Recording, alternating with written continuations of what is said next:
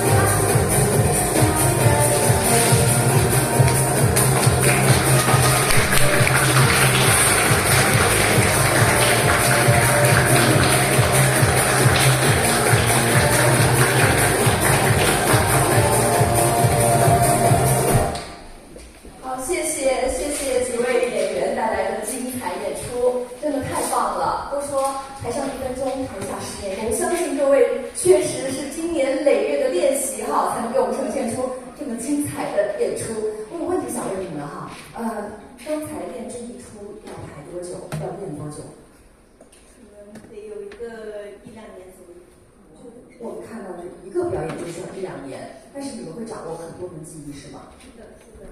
从几岁开始练基本功的？我是比较晚，然后我入门的时候已经10岁了。10岁也算晚，您呢？我也是10岁。10岁，现场有哪些孩子10岁，或者是比10岁小一点儿？如果对杂技感兴趣，这个是个好时机哦。好，谢谢各位，请稍事休息。好，是我们今天的主题叫做不炫技的杂技。好，杂技怎么能不炫技呢？这个确实是需要很大的这个时间功力了。那接下来您2位还有一些什么样的想要去表达？开了一个互动。哇，还有互动，这个真是意外之喜。那您邀请。有没有小朋友想要参与到我们的这个晃圈互动里面的？谁想来晃圈？有没有大朋友小朋友可以来场来一个小朋友？哎，快来！是，因为小妹妹说还不到10岁。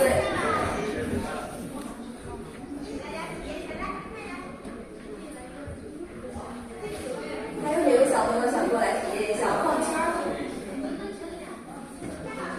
好，可以。那姐姐们带你们。好。当然可以。哦，还有第2组是吗？那您可以稍等一下，第2组啊，稍等一下。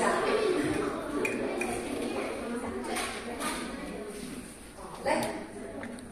首先我们第一个动作，先放在我们的腰上，注意看我的手要贴紧你的腰手往后抓的，对，然后把我的圈往右边稍微过来更往右边，然后用你的右手到我右手啊，往你的左边推给它发力，同时把你的左手撒开对手。好棒啊！再来一次，注意我们腰部去发力，不要全身。我们的腰是画圈圈的，我们腰。再来一次的。哇，好厉害！发现女生的这个绕圈能力都比较强。对，男孩子善于滑稽表演。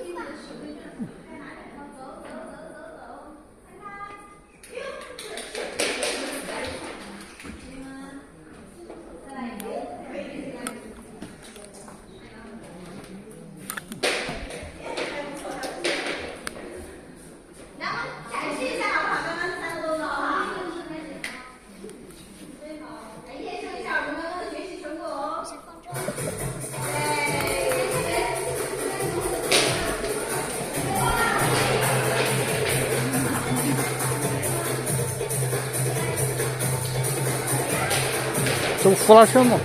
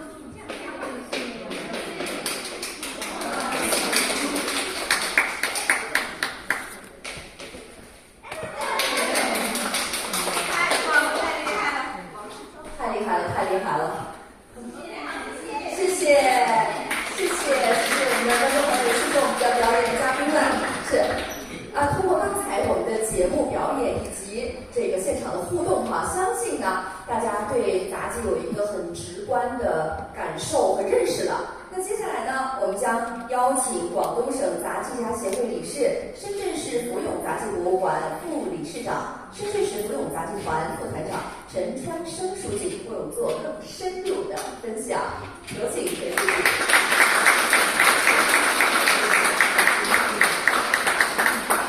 好的，现场的朋友们，大家下午好。今天呢也是非常荣幸能够来到我们湾厦中心啊，也感谢我们今天的主办方湾厦1012我们深圳国学文化研究院啊，给我们提供了那么好的一个空间啊，非常的棒的一个空间啊，也非常感谢大家能够在百忙之中啊来到这个地方，能够关注我们的杂技表演啊，关注我们这个杂技艺术。因为杂技呢是一种比较冷门的啊，还是比较小众的艺术门类，所以说我们也希望有更多的朋友能够了解和认识我们的一个杂技这种艺术门类，所以说也感谢大家，首先也让我们把掌声送给你们好不好？感谢你们的关注，送我们主办方，好不好？当然了，刚才为大家呈现了3个杂技节目啊，第一个是灯鼓。第二个是晃管，第3个是晃圈。当然，这3个节目呢，都是属于地面杂技的表演形式啊。我们提到杂技呢，大家都可能首先想到的就是好看、好难、好危险啊。当然呢，对于尤其是高空的杂技啊，高空的杂技它可能更多的是追求的这种险中求美的这么一个状态。当然，这种高空杂技呢，它需要吊威亚啊，也就是我们平常所提到的就是保险啊，它需要特定的这么一个表演环境。那今天在这个现场呢，提供的3个地面杂技啊，也不是说简单的挑选的啊，因为也是希望这个3件啊，通过这3个节目，也是3件活文物啊，带领大家一起读懂中国杂技的发展。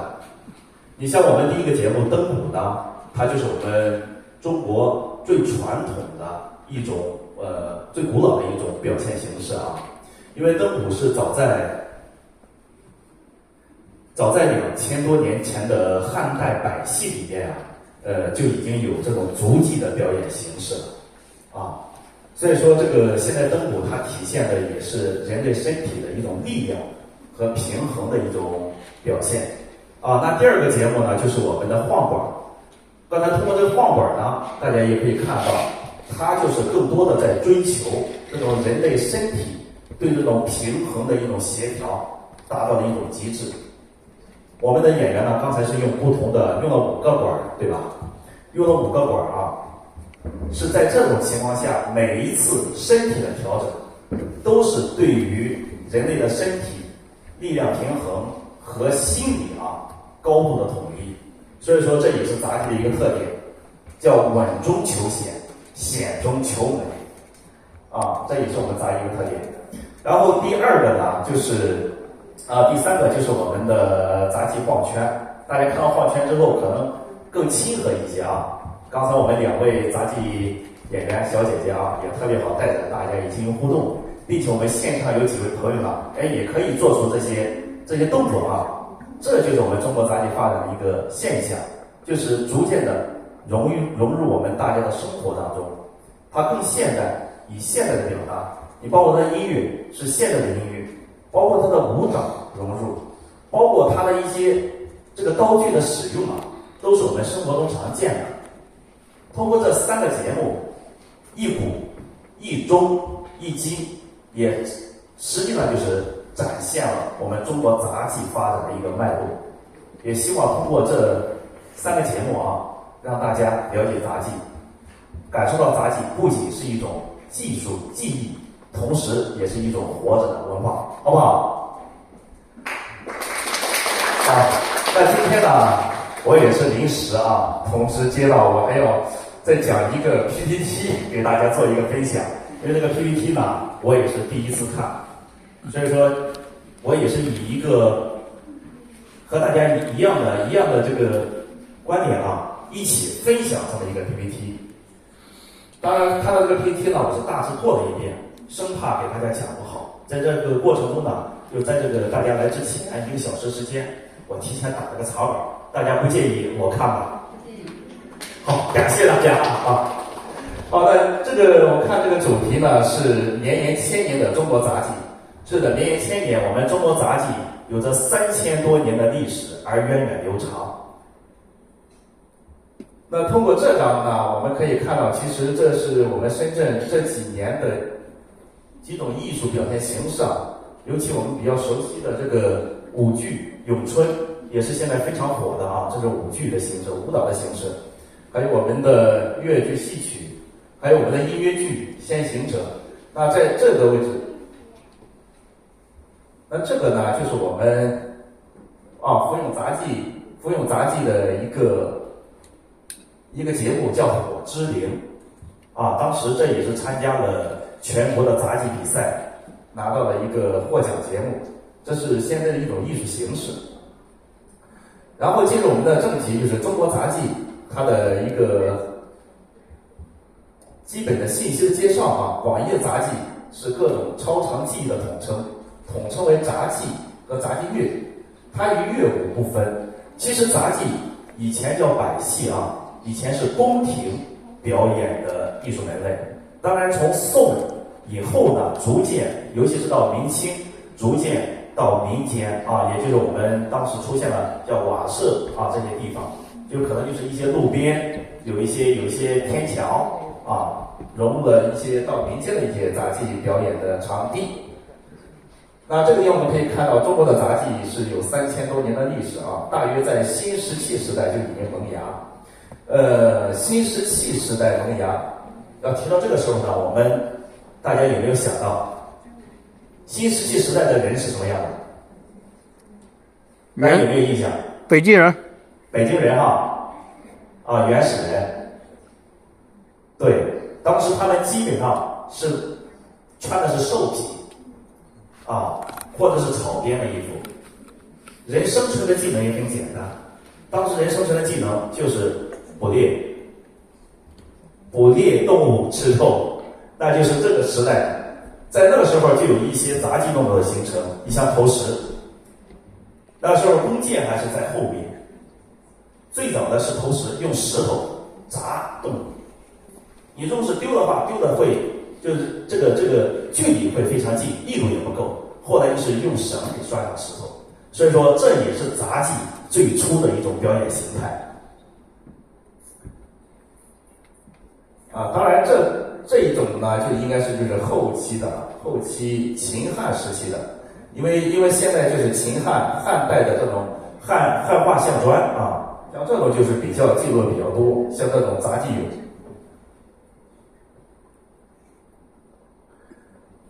然后这是杂技的一个演变历史，就是从我们的新石器时代的一个萌芽，到起于秦汉，盛于隋唐。所以说在唐代以前都是宫廷的表演，在宋代以后就是杂技沦落走进了江湖和变成一种耍把戏啊。所以说耍把戏大家应该听了啊。明清时期呢，艺人就是多以家庭的撂地儿演出以维持生计，所以说这个词关键词啊，撂地儿，这也是在解放初期，就是建国初期那个时候都会用的一个词，撂地儿，走江湖的。所以说你看这个地方，它几个名称变换过来，最后是到新中国的杂技，到中国以后才有杂技的第一次定名。那新时代的中国杂技，它现在发展脉络就是走向世界的中国杂技。因为现在新中国成立以来呢，基本上国家领导人出访其他国家的时候，一般会带两种艺术门类。第一个呢就是我们的杂技啊，还有第二个呢可能就是功夫啊。当然还在体育类呢，还有一项外交属性的，就是乒乓球啊。那中国杂技走向世界的中国杂技，我看第一个应该是我们中国的一个武汉有一个叫武汉国际杂技艺术节。这一个华彩输赢应该是福永杂技团2019年参加乌克兰国际马戏节，当时获得了最高奖金栗子奖的一个节目。这个节目是参加的意大利的应该是金马戏圈，对吧？黄金教练，因为当时是我们的黄金教练带进去的啊。然后这个单身艇应该也是参加的，好像也是意大利的一个比赛。那杂技的分类啊，我们可以看到1、2、3、4、5项构成了杂技的5朵金花。杂技它分为了高空杂技和地面杂技，同时魔术、马戏驯兽和滑稽也是杂技的一个分类。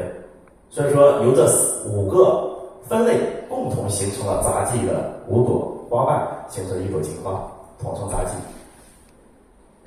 这是杂技的一些基本功。基本功的介绍啊，就是腰腿跟头顶。这个是给大家分享的我们中国现在著名的一些杂技艺术家，像夏菊花先生被称为杂技皇后，她是湖北武汉人，当然也是我们中国杂技家协会的第1任主席到现在也是近100岁了当然现在还是生活在武汉。夏菊花以它命名中国杂技的最高奖，叫金菊奖，就和我们电影电视的金鹰奖和这个荷花的这个舞蹈的荷花奖曲艺的牡丹奖音乐的金钟奖都是中国只保留一个艺术门类最高的一个奖项我们杂技叫金菊奖当然还有金叶琴的老艺术家，也是当时给中国拿到第1枚金牌的一位表演艺术家。阿地利这个高王子，还有吴正丹。吴正丹是我们广东省杂技家协会的主席，新一届的主席当然也是在广州杂技团的艺术总监。他当时就是他和他的先生魏宝华先生呢，就是共同创造了这个尖上芭蕾的创始人。所以说他们把这个节目第1次在俄罗斯进行演出的时候，俄罗斯他们的芭蕾都比较还是在世界上还是比较靠前的比较领先的，但是他们看到了中国的杂技演员是在人的肩膀上、头顶上表演芭蕾，第1次感到了惊讶。这个是看到我们见的周总理然后这个也就是杂技名称的由来，杂技外交官。所以说为什么这儿放周总理的一张照片呢？有没有知道的？能不能猜得到？想一想，可能是周总理在观看演出其实杂技这个名字是周总理给起的。以前杂技是没有固定的名字，玩马戏、传马式、撂地儿等等，没有一个编戏法，没有一个固定的名称。所以说这个是叫杂技，是由周总理给命名。这里面要给大家分享一个故事那就是为啥是周总理命名。当时呢，新中国刚成立，我们受苏联的邀请中国的艺术家要去苏联给斯大林拜寿。当然这个拜寿呢，在国家领导人就开始考虑了，要上什么样的节目你如果是唱戏唱戏曲，苏联人听不懂如果是演其他的，演话剧了，演这些也都听不懂，那只能是身体艺术、身体语言的艺术，因为杂技就属于身体语言的艺术没有国界所以说当时呢，就从河北、河南、北京、天桥这些地方就招募了一些这种民间艺人民间艺人也做一个整体的排练。然后这些民间艺人呢，当时其中有一个老师呢，叫孙丽丽，他是中国杂技团的一个老演员一个老艺术家。然后他也跟我讲，他说当时他就参加了这一个，他们第1次进到这个中南海去表演，都不知道是去干什么从后台打开幕帘，偷偷的看下面的这个观看的观众的时候发现下面坐的都是国家领导人毛主席、周总理都在下面。所以说他们对这一个晚会的规格一下就上升起来了。杂技嘛，这也是杂技的一个特点。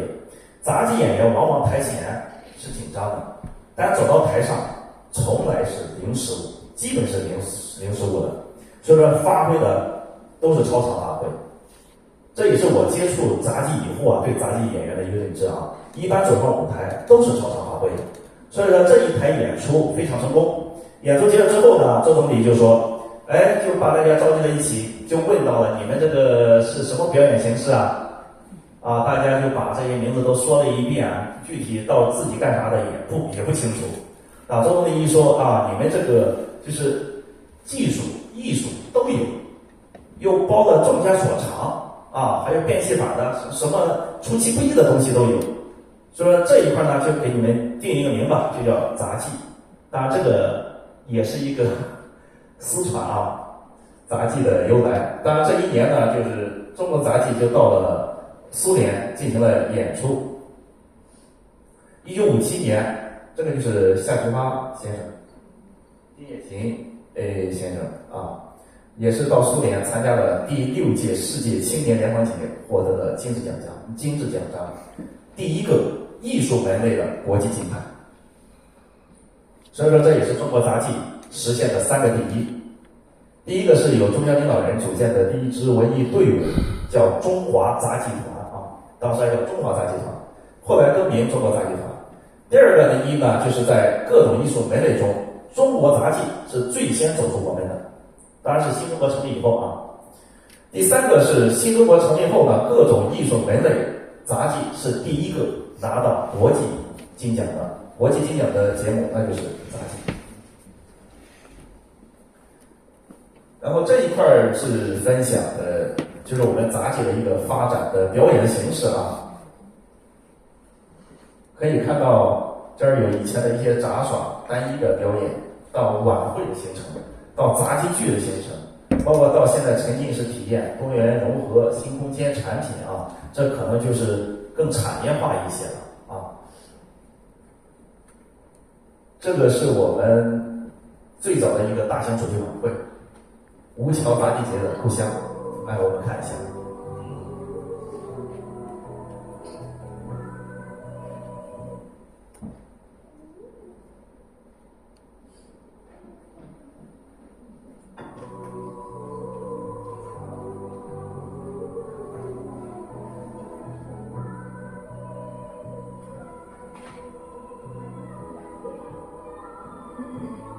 这是我们的一个中翻的表演。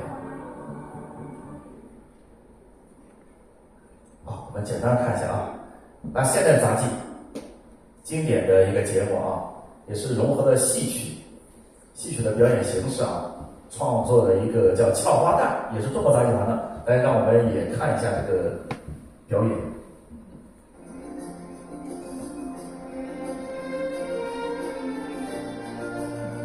这是杂技里面的抖空竹。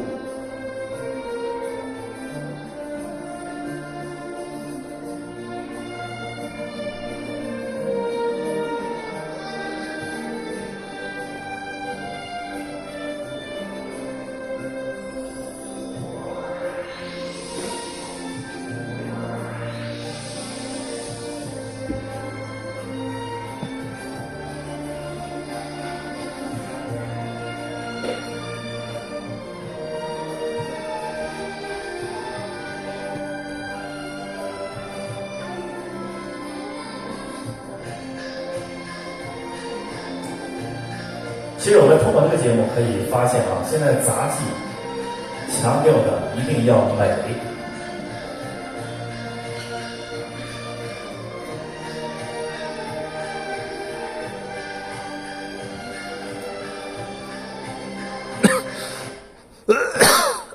我们简单的欣赏一段这个大家如果想看的，其实百度都能搜得到。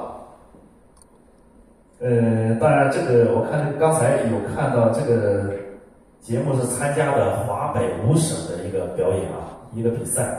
今年在8月份，8月8号、9号、10号，我们将会举办我们深圳，在我们深圳的叫粤港澳大湾区杂技艺术周，是第6届到时也是全国各地的，还有一些国外的一些团队齐聚我们深圳，做了一台也是国家级的一个艺术节。当然，这个呢也是我们参与执行的。到时候也欢迎大家能够到深圳国际会展中心国际报口厅，欢迎大家一同前去观摩这个是杂技登人的一个表演，这是战士杂技团的西安战士战旗的一个斗杠。吊环，这个吊环就属于高空结构了这个应该是这个节目柔术，这个也是参加了我们第4届粤港澳大湾区杂技艺术周的节目，一个柔术表演，湖南团的。这个是我们中国杂协的主席边发吉，也是我们中国文联的副主席他就提出来这句话就特别好都说艺术没有对错之分，但艺术有高低之分。未来的杂技将以杂技技术为核心，及其他姊妹艺术为一体的富有后现代意味的这种综合的艺术模式所以说，你看他这个地方又提到了杂技发展方向是什么？就是让大家感觉到是一种美的艺术，能够愉悦人心。我看杂技心里会很舒服、很开心，感受杂技之美，这就是中国杂技这个也是我们中杂协主席边发吉主席的话当然这2天也在进行中国杂技家协会的一个欢庆。这一块是对福永杂技团的一个介绍。福永杂技团呢，我就用几个数据来展现。第一个就是这个团是2000年成立，2001年正式注册。当时呢是在深圳市文化局作为主管单位当时成立的全国第一家公办民营的一个团体现在准备是转型，也是做全国第一个民办公助的团体。这里福永杂技团呢是荣获了省级、国家级和国际奖项是82项，其中金奖36项，世界吉尼斯纪录7项，2次登陆央视春晚。参加的这种比赛是到达了20多个国家和地区，其中呢是囊括了世界5大顶级赛事的桂冠。你像意大利的金马戏圈奖，法国的法兰西共和国总统奖乌克兰的金栗子奖等等有5项这种世界顶级赛事都已经让福永杂技团给拿到了。对于我们民营院团来讲，这是非常不容易的。这一个就是参加了意大利的金马戏圈当时我们还可以看到现场还邀请了我们的小演员去给这个天王去做一个演出。教皇 ，sorry， 观众有随时可以说错了随时可以给我指正给教皇进行一个现场的一个表演，单人的表演这个是我们19年参加乌克兰基辅国际青少年杂技节的一个最高奖——金栗子奖。这是我们24年在深圳欢乐谷参加的中国杂技界的最高奖项金曲奖。刚才我们的黄金教练大家可以看刚才我们第一个出场的那个滑稽小楚老师也是我们金曲奖得主，就这一位这个碧如呢，就是刚才我们那一个晃圈的那一位，大家有没有注意到？这个也是拿到了我们中国杂技的最高奖金曲奖。这几个是其他的一些像参加的中央电视台的一些栏目，19年春晚的，20年新年音乐会的一些活动。这是世界吉尼斯纪录，第一个是晃圈，07年的，单人晃圈236个圈，然后第二个是我们的跳板登人。这儿是最后呢，是给大家分享我们福永杂技博物馆，也让我们通过一个视频来了解一下。从人民中来到人民中去，8届多场机组演出，福永杂技团将舞台搭在百姓身边，无论是社区巷尾还是厂区校园，传统技艺在互动中扎根，让文化自信融入市井生活。传承不止于舞台，更在于人与创新。走进校园、社区，开设免费公开课，出版杂技卷，梳理历史脉络，联合中国杂协推动杂技人才高效计划，让古老技艺在新时代找到破圈密码。芙蓉杂技的价值是文化、品牌与时代的三重大卷。文化价值71项大奖，31项金奖，7项吉尼斯纪录，填补深圳文艺空白，成为岭南文化的杂技奇葩。品牌价值受到包揽金狮奖、文华奖、金曲奖的民营团体，在国际舞台唱响中国杂技。社会价值从技艺传承到文化自信，芙蓉杂技证明传统不是守旧，而是在创新中与时代共鸣，为万千百姓点亮精神星空。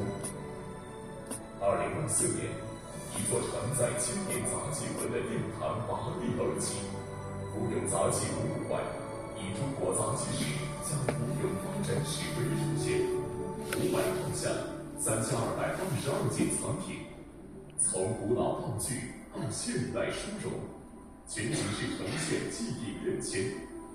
这里不仅是展览空间，更是团体运营、人才培养、传承发展、博物展示4位一体的文化枢纽，让芙蓉杂技的故事继续在时代长河中奔涌向前。